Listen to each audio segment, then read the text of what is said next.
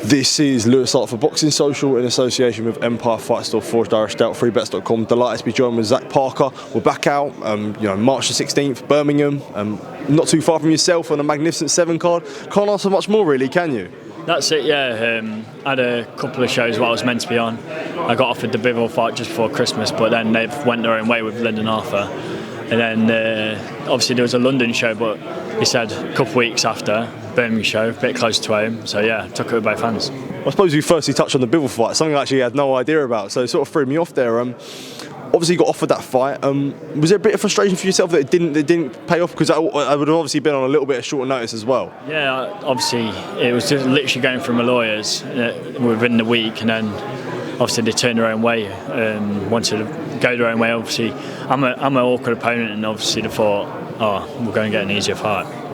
I suppose when it comes to that, when you do have that opportunity that doesn't go your way, I suppose that must teach you sort of newfound patience, where even though you aren't getting the opportunity, you still need to sort of keep chipping away, because they will eventually come. That's it, yeah. I was proper aiming for it as well, like, ready for it just before Christmas, and then obviously it fell off, and then I've had a little time off over Christmas, and then straight back on it, waiting for a date, and like we're here now, March 16th. Was it a little bit difficult to pick yourself back up from it, to be honest? No, it weren't too bad. It's just things happen in life, don't they? You just got to be patient.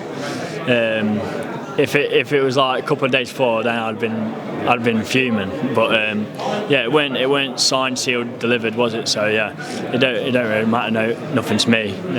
Obviously, we're here now. I'm on another big, massive show, Queensbury, TNT Sport. So yeah, I'm really looking forward to it. Well, I suppose you're pushing on for hopefully a big year in 2024, but how did you look at 2023, I suppose, outside of the ring, in the ring? Probably wouldn't have wanted to be out there as much as you, probably would have been wanting to be out there sort of longer than you would be, had an injury, but how did you sort of look back on that year now as it gives you a springboard to 2024? Yeah, obviously I had one fight, but I spent a lot of time with my family. It was good to spend a bit of time with my daughter. She weren't even one at a time, so yeah, it was good to have a bit of time with her. And obviously now I'm fully fit, no injuries. We're aiming to be active now and get a few fights under my belt. And obviously you can't be with no one better than Queensbury at the minute. They're doing massive things, obviously in Saudi and that. Especially working together with Matchroom, it just brings a lot more opportunities for you. And obviously the Saudis are paying a lot of money at the minute. And it's good for the boxers, because we want to provide for our families, and it's good that they're doing these massive shows and obviously bringing promoters together. I was going to say that for yourself, like with Saudi comes huge money, but also comes big legacy fights as well, and fights where you actually really test yourself. Like what would you say? Like how do you weigh the most? Is like, does the challenging yourself, the legacy weigh more than the sort of the financial aspect? Like how do you sort of look at it on that front? Yeah, obviously, the challenge is probably the better thing, because you want to be at that top level. If you're at that top level, the money comes anyway. Yeah.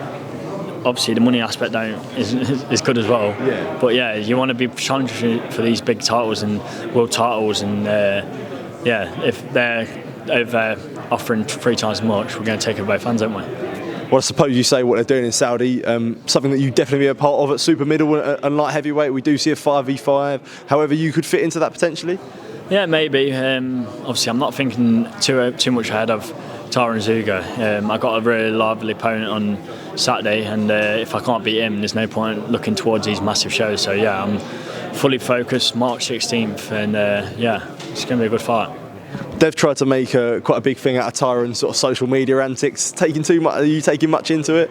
No, I just don't think it's wired up right, to be fair. He put some strange things out there. Following a few of my mates, I think he just wants to keep an eye on me. I think he's a bit scared, you know what I mean? A bit nervous. And I know you're not looking past him, but I suppose a final one from me. How far off do you feel like you are from the world title picture, especially in 2024? Only a couple of fights. I'm willing to jump in there with any of these big guys, and I don't think everyone else is. I think they want to keep working their way little bits at a time. I'm ready to jump in. I'm 30 this year, and I'm not in my prime. This is the best camp I've ever done. Best cut no corners, and yeah, there's only a couple of fights now. I think I'll be in there. Absolutely, Zach. Thank you for your time, mate. Appreciate it, and yeah, all the best, mate. Top man. Thank you. Cheers, bro.